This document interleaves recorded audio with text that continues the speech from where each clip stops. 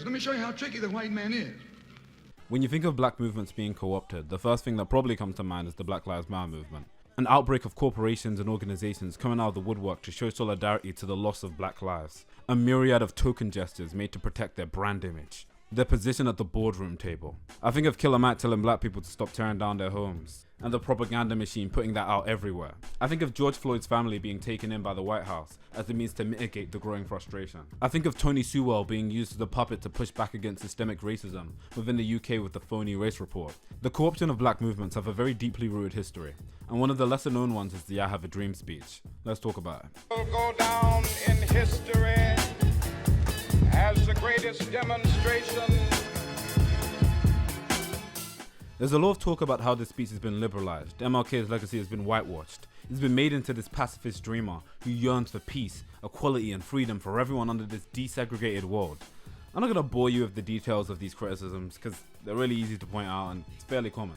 What I often don't see addressed when discussing MLK's legacy is how the I Have a Dream speech was effectively co-opted by government interest. Malcolm X had a speech called Message to the Grassroots, and towards the end he echoes a few sentiments about the March on Washington. I'll say this right now, I can't play the speech, not because of copyright, even though it is that, but also because, yeah, copyright, right? So I can't actually play you excerpts from it without the video being taken down. So if a decent chunk of this video ends up just being me quoting a Malcolm X speech, they're not my words for one, and two, what's it called? That's why, right? It's a copyright thing, but I wish I could play it. Yeah, it's called Message to the Grassroots. Let's hear it. That was revolution. That was black revolution. It was grassroots out there on the street. Scared the white man to death. Scared the white power structure in Washington, D.C. to death. I was there. The March on Washington for Jobs and Freedom was designed to protest civil and economic rights for African Americans. A noble cause and, to be blunt, a viable strategy for the time period. 250,000 people gathered that day. It was this big monumental thing. You have 250,000 people frustrated, talking about giving back to black people. It was insane. And they weren't having it. And they weren't having it. They were like, yo, we need to do something about this, right? When they found out this black steamroller was coming home down on the Capitol, they called in these national Negro leaders that you respect and told them, call it off, Kennedy said. Look, you're all letting this thing go too far. We's moving, Mr. Boss Man, we's moving. Lord, sure do wish these here feet could move faster for you, Move, Mr. Boss boy. Man. Old Tom said, boss man, I can't stop it because I didn't start it. He didn't say boss man, but I mean, for the Southeast London heads, innit? I'm telling you what they said. They said, I'm not even in it, much less at the head of it. They said, these Negroes are doing things on their own. Mr. Bus Driver, sir, she ain't move. And that old shrewd fox, he said, well, if you man ain't in it, I'll put you in it. I'll put you at the head of it. I'll endorse it. I'll welcome it. I'll help it. I'll join it.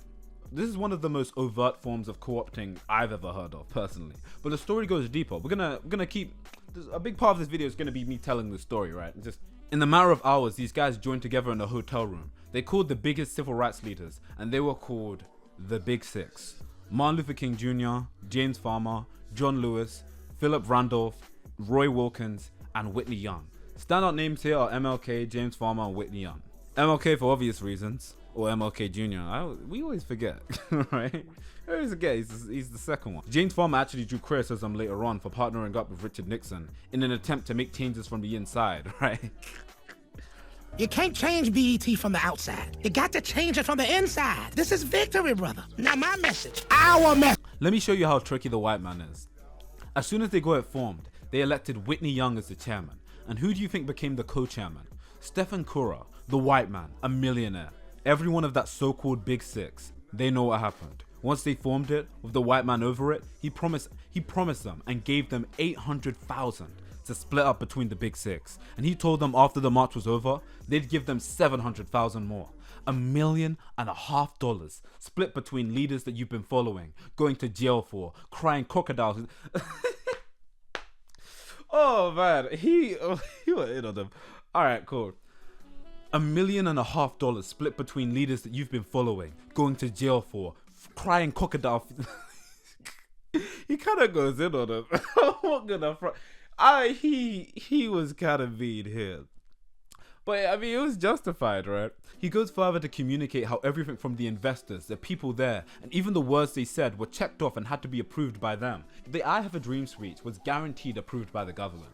But it's also really likely that it was written by them too. And that's also really interesting, right? When you look at MLK Day and how we celebrate Martin Luther King nowadays. But I'm jumping ahead, right? Freedom and justice. I have a dream. My poor little children will one day live in a nation where they will not be judged by the color of their skin, but by the content of their character. I have a dream. I'm not gonna say Martin Luther King is a sellout, because I think the propaganda is too powerful for my meager channel, right? I think my channel's too small for that. I can't make big statements. But I'm instead going to say that the argument can and could be made, and that's explicitly the sentiment X communicates here.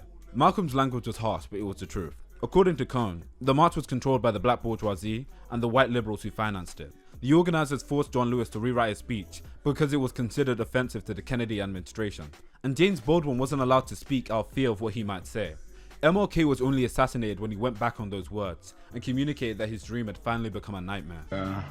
That dream that I had that day has at many points turned into a nightmare. And when he no longer served those government interests, he had to be eliminated. And now, you know what's bad? That's what's crazy to me. Not only in King's involvement with this government scheme, or how the I Have a Dream speech was secretly government backed and approved. It's how you can work from the confines of the system, within the confines of the system. You can work from the inside. And the second you step out of line, you're compromised. You're an afterthought to protect their dirty money and political gain. And that's what I find most interesting about this story. It's a small tale of how there's no loyalty in business, and questions we should ask about the black misleadership class. If I'm to reference Killer Mac's actions once again, if I'm to reference Tony Sewell's choices one more time, I wonder what all of these things have in common. King died and he was made into a commercialized celebrity. And the beauty of doing so is, now you don't have a say in how you're remembered. A propaganda machine dictates how you're remembered. And they use that very same propaganda to have you believe that they were behind the marches, when they really went, we have nothing to do with this. As soon as they got the setup organized, the white man made available to them top public relations experts, opened the news media across the country at their disposal, and then begin to project these big six as leaders of the march. Which is crazy because originally they weren't even in the march. But the white man put the big six at the head of it, made them the march. They became the march. They took it over. That annoys me so much. We are not at this point just yet, but we gonna get there. We're gonna talk about it. This is what they did with the March on Washington. They joined it. They didn't integrate it. They infiltrated it. They joined it. They became a part of it. They took it over. And as they took it over, it lost its militancy. They ceased to be angry. They ceased to be hot. They ceased to be uncompromising. It became a picnic, a circus, nothing but a circus with clowns and all. I'll never forget seeing this at the height of BLM. And the more I reflect on it, the more it frustrates me. I was gonna tell you, we want to be with y'all for real. So I took my helmet off and laid the batons down. I want to make this a parade, not a protest. Come on. That's it. BLM in the UK, they were tearing down statues of oppressors, and in response, they paid a black man to create a race report with the sole purpose of systemically undermining the movement. Ain't that crazy? Ain't that crazy how that works? Ain't that crazy that that's something very recent that just happened? I communicate this sentiment in how movements are neutralized as the means of questioning how we avoid situations like this. I'm gonna echo a sentiment I heard from queer radical communists. They're a podcasting group that also does mutual aid. I believe they have a community fridge where they give food to people in the community. Long story short, show them love and support. This video wouldn't be made without them and me learning from them, right? They had an episode on this exact thing. How do communities avoid movements being co-opted? For one, this is where organization comes in. When there's a sense of community and organization, people are much less likely to be inclined to buy into what generic influencer has to say. And that does include me, for the record. I'm gonna give a horrible hypothetical for this example. Let's say there's a group chat between a group of people, and you guys already have a vibe, a sense for what you're all about and what you stand for. And then some random guy joins the group chat telling you what to do, and generally just killing the vibe. And you're not gonna listen to them, are you? Right? You're not gonna listen to them because you already got your vibe. This is your group chat. You've already established a thing. But if there's no sense of community, anyone could just come in and be like, yo, man, let's just walk into the volcano. You know what? You might be like, yo, this guy's kind of charismatic. Let's walk inside the volcano. Don't make no sense, right? The second thing I would say about the black leadership class is to not organize around people, but ideas and what you stand for. I believe one of the criticisms of the Black Panther Party was that so much of it was framed around the co-founders and leaders. Leadership is its own separate video, but being a communicator of ideas doesn't make you a leader. Black leadership, or the lack thereof, is its own separate video. But being a communicator of ideas doesn't make you any less of a leader, nor does it mean that a movement should be framed around it. It's a collective effort, so we should be cognizant of that. Because you can kill a revolutionary, but you can't kill a revolution. And instead of finishing the video on that, and there's no script in front of me, I'm going to read one final excerpt from Malcolm X's speech. Take for it what you will. This is what I'm going to do. It's just like when you get some coffee that's too black, which means it's too strong. What do? You integrate it with some cream. You make it weak. And if you pour too much cream in, you wouldn't even know you ever had coffee. It used to be hot, it becomes cold. It used to be strong, it becomes weak. It used to wake you up, now it puts you to sleep. That's what it's like to be co-opted. A reminder that we should all be cognizant and remember what we stand for. We pray that tomorrow will be better than today.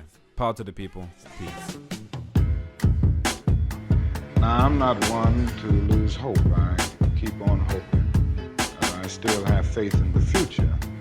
But I've had to analyze many things over the last few years, and I would say over the last few months.